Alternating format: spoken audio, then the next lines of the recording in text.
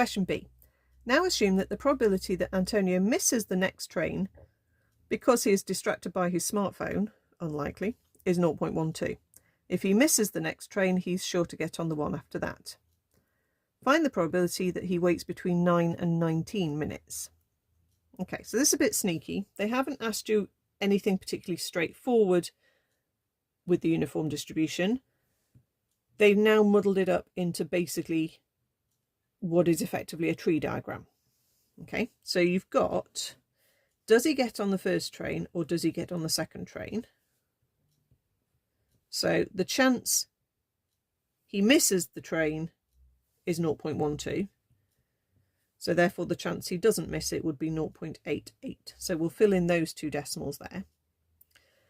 And then we need to think, okay, so X is uniform between 0 and 12. We're interested in the time gap from 9 to 19. So that's 9 to 12 on train 1 and 12 to 19 on train 2. Okay, so you've actually got to split this up. So for train 1, what we're interested in is 9 to 12 minutes. So it's this branch here. Okay, so I'm just splitting this up according to sort of the bit of the time interval we actually are keen on. Then we've got 12 to 19 or 19 up to 24 total waiting time, that is. Okay. Right, so we've got those two that I've put the stars beside. That's what we need to work out, the sum of those two, because that together is going to give us the probability that he waits anywhere between 9 and 19 minutes. So it's a bit of a sneaky question.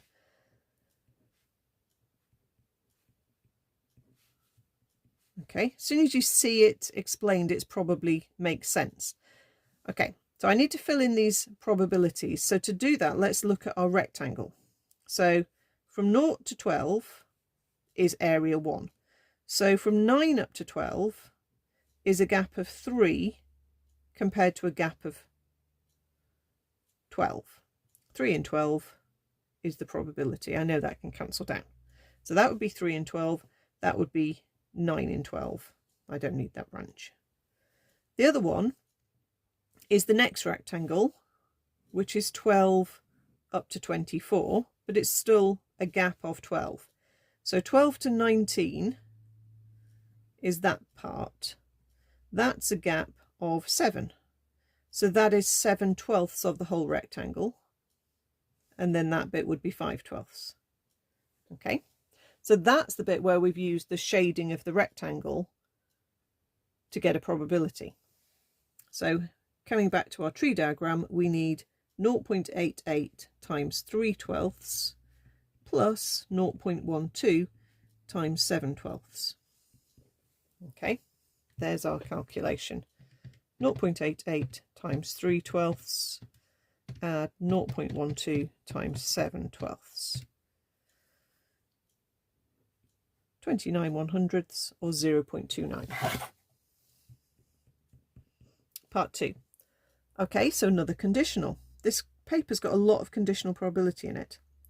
Given that he waits between 9 and 19, find the probability that he gets on the first train.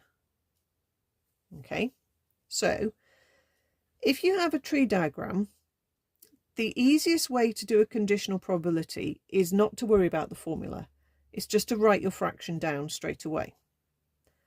So given is the bit that goes on the bottom, and we've worked that out. That's exactly what we've just found. That's 0.29.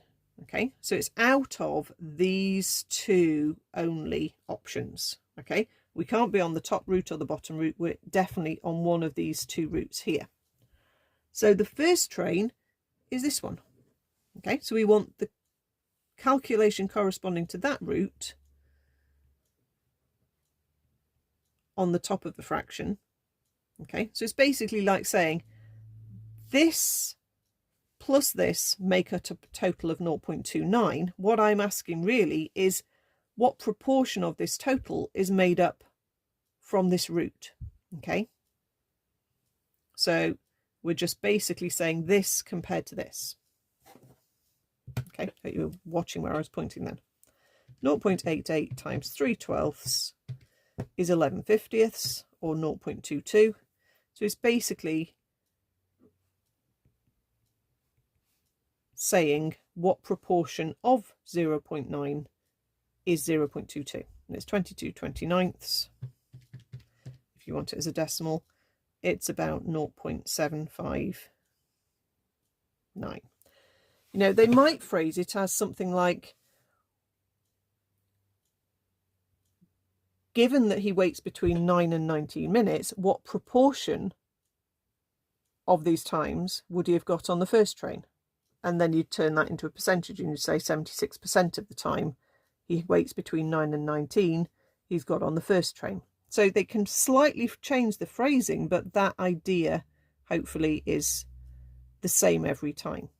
Okay, so I didn't bother actually thinking about the conditional formula as such. I just picked it out from the probability tree branches, and that's a really simple way of doing it if you can follow what I've done.